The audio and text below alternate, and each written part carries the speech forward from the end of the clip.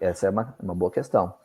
Então, o Martinez de Pasquali, ele surge em 1754, visitando uma loja, e ele já chegando, né? No caso, ele fazia algumas operações na época, ele chamava as pessoas para poder fazer uma reunião, e nessa reunião, então, ele fazia determinadas invocações, e essas invocações apareciam algumas entidades, vamos dizer assim, e isso assombrava as pessoas na época, que então ele foi um trabalho de convencimento que ele fez, e aos poucos, então, ele começou a participar de impor o seu projeto. Qual era o projeto principal de Martinez de Pasquali? Esse vai ser um nome até interessante. Ele queria retificar a maçonaria. Aí, para bom entendedor, essa palavra basta. Né? Retificação.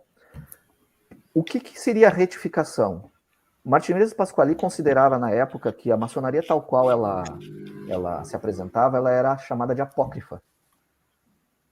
Então, haviam muitas confusões, haviam muitas distorções, haviam muitos falsos entendimentos a respeito do que era a franco-maçonaria. E o que Martinez de Pasquali ele propôs? Ele juntou toda vamos dizer assim, a mística e a mitologia que envolve a franco-maçonaria da época e deu uma coerência, sincretizando principalmente com o Velho Testamento. Né? Então, ele criou toda como o Maurício falou, né, uma espécie de cosmogonia, né, não só uma cosmogonia, mas toda uma mitologia através de personagens, desde Adão, Abraão, Moisés, Enoque, etc. Ele demonstra essa história, né, através de um livro chamado Tratado para a Reintegração dos Seres, né, que é traduzido Tratado da Reintegração dos Seres também.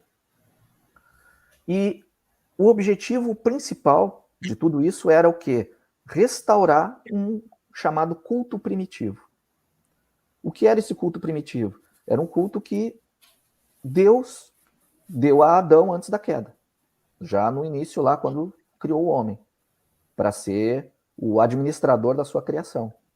Né? Deus teve alguns problemas desde que criou, né, o universo. Primeiro, ele teve uma revolta lá, os anjos caíram. Aí ele teve que criar uma região lá para conter esses espíritos prevaricadores, né, Maurício?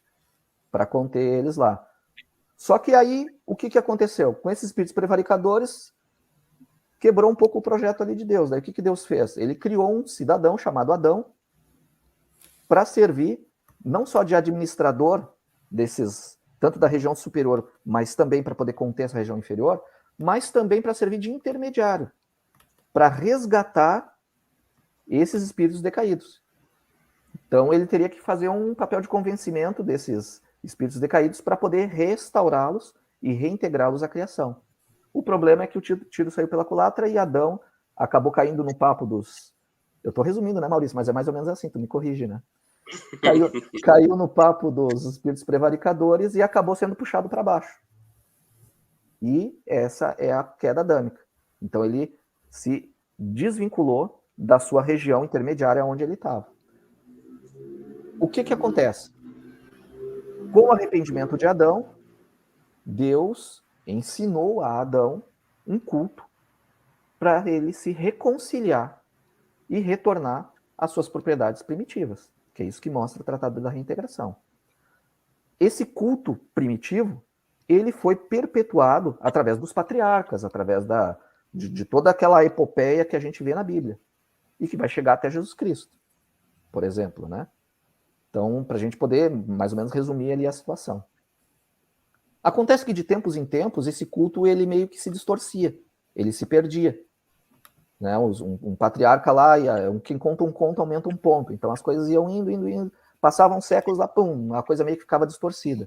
Aí, Deus mandava alguém lá, um inspirado lá, para poder retificar, restaurar. E aí, então, houveram esses chamados profetas, esses patriarcas, tem lá os Zorobabel da vida, né? Tem todos esses, Josué, né? Então, todos, Elias, todos esses personagens iam retificando para que retornasse o chamado culto primitivo.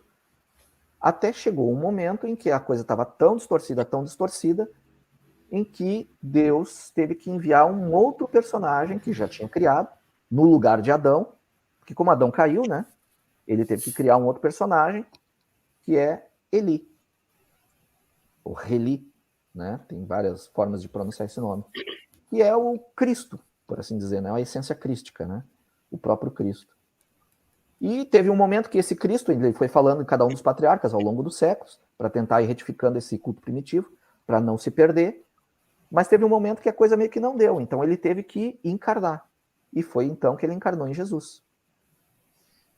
E Jesus, então, é chamado o símbolo do homem reconciliado, porque ele não só é um homem no sentido das suas virtudes, no sentido absoluto da sua palavra, né, da palavra homem, né, mas ele era tão perfeitamente reconciliado que ele foi capaz de conter em si um espírito puro, que era o Eli.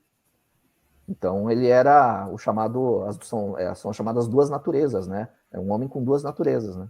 Duplamente forte, né? Duplamente forte nesse sentido. Por isso que ele tem o número 8, inclusive.